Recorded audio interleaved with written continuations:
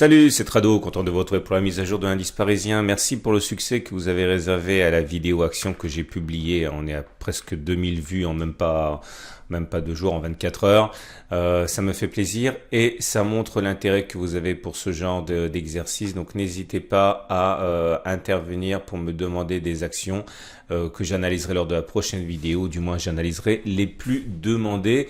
Les nouvelles ont été plutôt mal accueillies aujourd'hui parce que même si Monsieur Trump a affirmé qu'on était sur la dernière ligne droite dans les négociations de phase 1 entre les États-Unis et la Chine, eh bien, les opérateurs ne veulent pas être le dindon de Thanksgiving et refusent d'acheter ce commentaire. Surtout que les marchés américains seront fermés pour cette fête demain. Et les statistiques venant de Chine, par contre, ont été assez mauvaises, avec un ralentissement confirmé des profits dans le secteur industriel. Aux États-Unis, ça a été meilleur, avec des chiffres d'activité, d'emploi meilleurs qu'anticipés, mais globalement, prudence avant Thanksgiving. Alors, il est évident que on peut trouver toutes les excuses que l'on veut. La réalité technique est qu'on est face à une résistance et ça fait 2 séances que l'on tente de rentrer dedans, que l'on rentre dedans, mais que l'on s'en fait exclure par les bears qui, forts de leur avantage stratégique sur ce niveau, appuient sur la tête des haussiers depuis 2 jours au moment où ils espèrent. Et cette fois-ci, le problème, c'est que nous avons une bougie rouge qui est une bougie de faiblesse. Alors on va relativiser tout de suite parce que on termine à l'équilibre à 0,05%, donc il n'y a pas de baisse véritable. La couleur est rouge parce que on a fermé plus bas que l'on a ouvert. Et on pourrait même dire qu'il s'agit sur la forme d'un avalement baissier puisque le corps vert est avalé par le corps rouge. Mais globalement, on termine à l'équilibre, donc c'est pas un signal très puissant. Surtout qu'on n'est même pas allé plus bas que sur la bougie précédente. Donc c'est une alerte, c'est un signal de fatigue, mais pas vraiment un signal d'effondrement des haussiers. Vous remarquerez en lisant à droite, à gauche, éventuellement que de plus en plus de personnes parlent de la possibilité d'un double top. Alors un double top, c'est quand ça monte, que ça descend, que ça remonte et que ça descend, et qu'après on casse la ligne de coup qui est là. Et ça donne un objectif assez apocalyptique puisque l'objectif c'est de prendre la hauteur de la figure que l'on reporte en dessous de la ligne de coup, ça vous donnerait la ligne d'eau, ça vous donnerait ça. Le problème c'est qu'on c'est peut-être aller un petit peu vite en besogne en ce sens que un double top ça peut simplement être jusqu'à preuve du contraire une évolution dans un canal, parce que maintenant on peut très bien avoir ceci, puis après cela. Puis après cela, ça s'appelle un canal. Donc anticiper un double top maintenant me semble un petit peu dangereux. Mais en tout cas, c'est un scénario que vous pouvez lire à droite, à gauche. Je vous rappelle que pour l'instant, on est un petit peu à court de statistiques probabilistes, je veux dire, puisque je vous avais expliqué, je répète une dernière fois, après je vais faire disparaître ce canal parce qu'il commence à dater. J'avais expliqué qu'on avait un beau canal et que à partir de là, soit on montait on cassait par le haut et on s'effondrait statistiquement, soit c'était l'inverse, on se retrouvait dans une situation où on cassait par le bas et on devait se préparer à revisiter la résistance, revisiter les plus hauts. Bon voilà, c'est ce qui s'est passé, mais au-delà, je peux pas mettre de scénario probabiliste, si ce n'est que généralement, lorsqu'on a une hausse et qu'on consolide, on a plus tendance après à sortir par le haut qu'à sortir par le bas. Alors, c'est statistique, tout ça, mais voilà, il vaut mieux le savoir. Ça veut pas dire qu'on va sortir maintenant par le haut, ça peut très bien dire qu'on va descendre et qu'on va ensuite ressortir par le haut. Mais pour l'instant, on manque de cartouches pour affiner le scénario. Si néanmoins vous voulez engager un trade baissier qui fait sens, voilà ce que moi je ferai.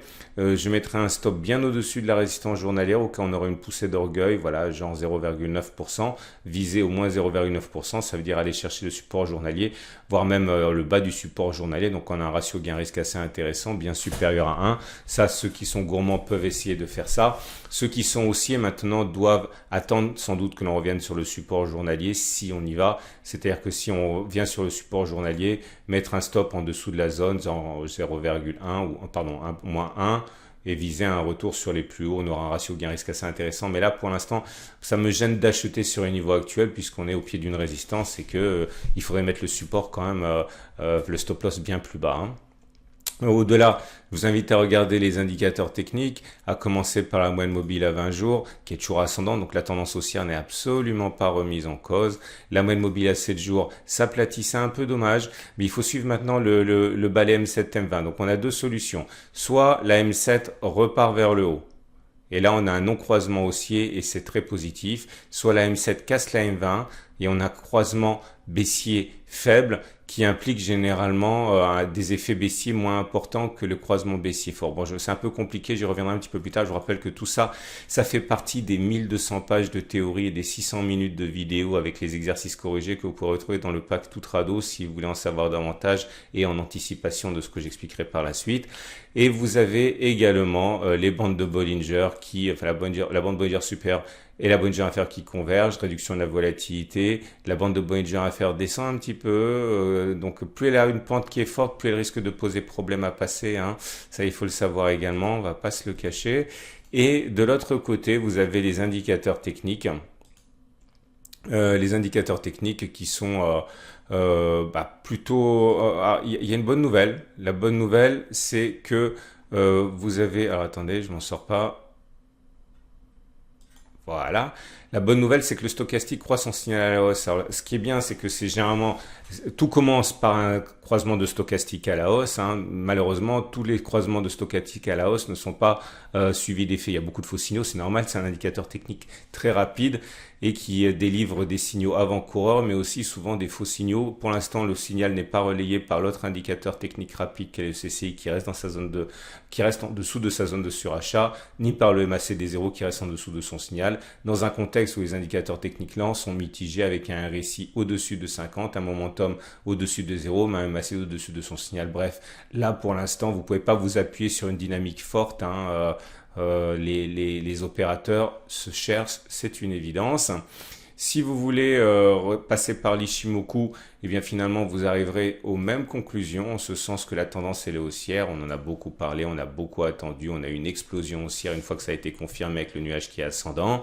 Néanmoins, la mollesse de la hausse en cours se manifeste par deux choses. Tout d'abord, le fait que la Tenkan soit plate, la deuxième que la Kijun soit plate. Bref, ça manque un peu de jus, passez-moi l'expression, et il faudrait leur donner une pente, hein, pour avoir un peu plus de conviction haussière à très court terme. Pour l'instant, on peut très bien dessiner, et je vous avouerai que c'est un petit peu ce que j'ai en tête, mais je veux pas non plus le dire trop fort parce que c'est pas une conviction forte.